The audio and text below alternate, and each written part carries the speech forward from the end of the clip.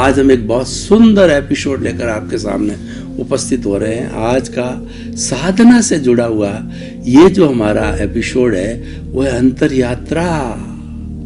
इसको कुंडलिनी जागरण भी कहते हैं। ये ऐसा एक प्रैक्टिकल प्रयोग है कि इस प्रयोग को अच्छी तरह से किया जाए और व्यक्ति रोज करे तो आपकी जितनी भी नकारात्मक सोच है, आपकी जितनी भी जो एनर्जी है, जिसको कि प्राण ऊर्जा कहते हैं, और ये प्राण ऊर्जा जो अधोगामी होती है, जो नष्ट होती है, उसको रोका जा सकता है। देखिए हमारी प्राण ऊर्जा कैसे बनती है, पहले हम थ्योरी समझाते हैं आपको।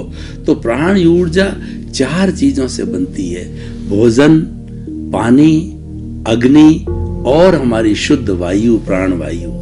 इन चारों के मिश्रण से हमारी विटालिटी बनती है, जिसको कि प्राण ऊर्जा कहते हैं। और मन वचन का है कि जो कुछ भी गतिविधि हम प्रतिदिन करते हैं, जीवन भर करते हैं, उसके अंदर ये प्राण ऊर्जा का कार्य होता है, प्राण ऊर्जा से होता है। इसको कर्णवीर्य भी कहते हैं। हमारे 2 शब्द आते हैं, एक लब्धि वीर्य होता है, वो तो आत्मा की शक्ति है, वो अविनाशी है, और एक कर्ण वीर्य है। उस लब्धि वीर्य से इस शरीर को जो आत्मा शक्ति देती है वो कर्ण वीर्य है, और उस कर्ण वीर्य का माध्यम जो है विटालिटी है, उसका माध्यम जैसा मैंने बताया वो प्राण ऊर्जा बनती है। और मन वचन का है कि हर प्रवृत्ति प्राण ऊर्जा से होती है, विटालिटी से होती है।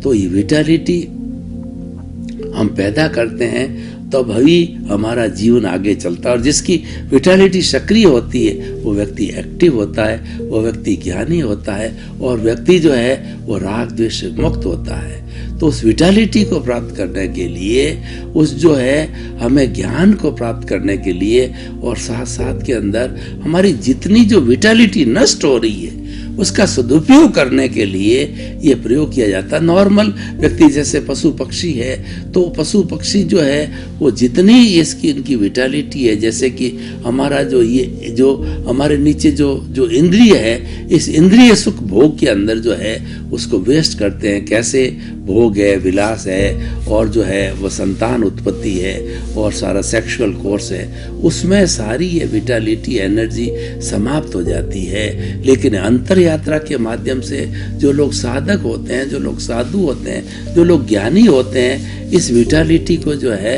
अंतर यात्रा के माध्यम से, वह जो रीढ़ की हड्डी का जो निचला भाग है उसके अंदर ये विटालिटी भरी रहती है, और वह हमारी शक्ति केंद्र है।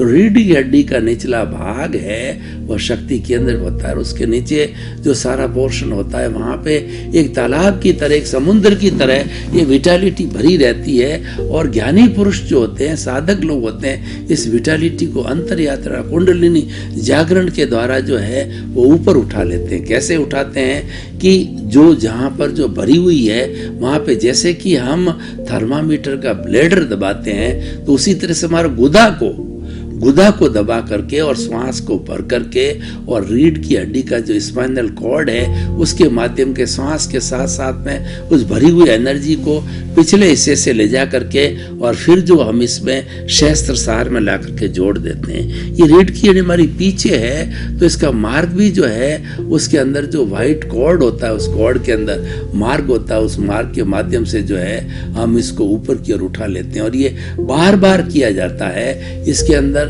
श्वास को भर करके ब्लेडर को दबाते हैं, उस तरह से गुदा को दबा करके उस एनर्जी को खींचा, और खींच करके श्वास भरी हुई अवस्था के अंदर जो है ये हमारे स्पाइनल कॉर्ड के माध्यम से यहाँ लाके छोड़ दिया, और यहाँ लाके छोड़ करके फिर श्वास को छोड़ते उसी मार्ग से धीरे धीरे उसी मार्ग से नीचे जाइए और उस शक्ति केंद्र पर जाके अवस्थित हो जाइए। तो इस तरीके से बार बार जैसे चरस के द्वारा जो है पानी खींच करके और पानी जो है किसी टंकी में स्टोरेज के अंदर लाया जाता है, उसी तरीके से सारी जो हमारी प्राण ऊर्जा है वो शक्ति है जो नीचे जा रही है, अधोगामी जा रही है, वो नष्ट होने वाली है, उसको बार बार उठा करके सहस्त्र सार में छोड़ देते हैं। तो उससे क्या होता है कि वो एनर्जी वेस्ट नहीं होती और सहस्त्र सार में वो एनर्जी आती है। तो सहस्त्र सार ज्ञान का केंद्र है, उसको ज्ञान केंद्र भी कहते हैं। तो हमारी सारा उपयोग उस ज्ञान के अंदर लेते हैं, और जब ज्ञान की प्राप्ति हो जाती है तो हमारा ज्ञान नष्ट हो जाता है।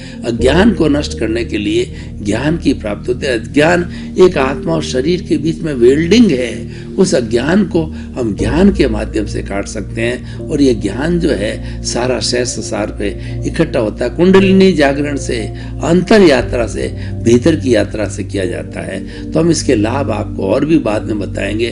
पहले हम थोड़ा प्रयोग कर लेते हैं। जो मैंने थ्योरी बताई उसके अनुरूप प्रयोग करते हैं। आंखें कोमलता से बंद, रीढ़ की हड्डी सीधी, एंटीना की तरह। अब आप अपने चित्त को शक्ति केंद्र पर केंद्रित कीजिए और जो श्वास को भरिए, श्वास को भरने के साथ गुदा से जो शक्ति केंद्र के नीचे पड़ी है, गुदा से ब्लेडर की तरह उठाइए।